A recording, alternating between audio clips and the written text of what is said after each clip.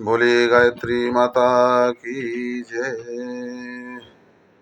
गीता चिंतन में आज अध्याय 2 श्लोक नंबर 61 का आइए चिंतन करते हैं, जिसमें भगवान अर्जुन से कहते हैं कि इंद्रियाणाम ही चरताम यन्मनो अनविधीयते तदस्य हरति प्रज्ञां वायुर्नाम विवाम्भसि।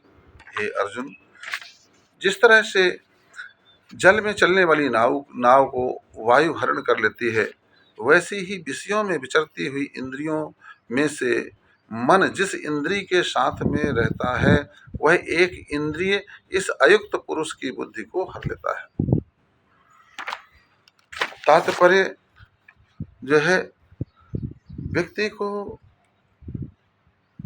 संसार सागर से, भवसागर से पार होना है, अगर संसार के दुखों से मुक्त होना है, तो उसे इंद्रियों को अपने वश में करना ही पड़ेगा।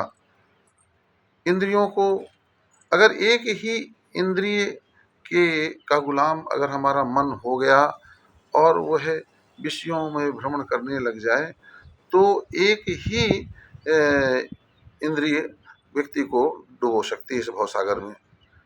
ठीक जिस तरह से कि आप देखें कि एक नौका हो, सुंदर सी नौका हो, मगर उसमें 8-10 छेद हों और उससे आप नदी पार करने की सोचें, तो भले नौका बड़ी सुंदर है ऊपर से, मगर उस छेद के कारण उस जो है नदी का जल उसमें भरेगा और वह बीच मझधार में जाकर के ही वह नौका डूब जाएगी।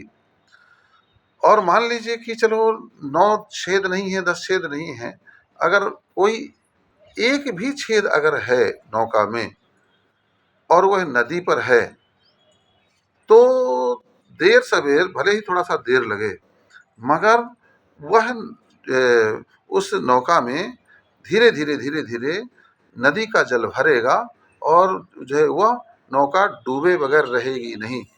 ठीक इसी तरह से व्यक्ति के किसी एक इंद्रिय का भी आउट ऑफ कंट्रोल उस व्यक्ति को इस भवसागर में डुबाने के लिए काफी होता है।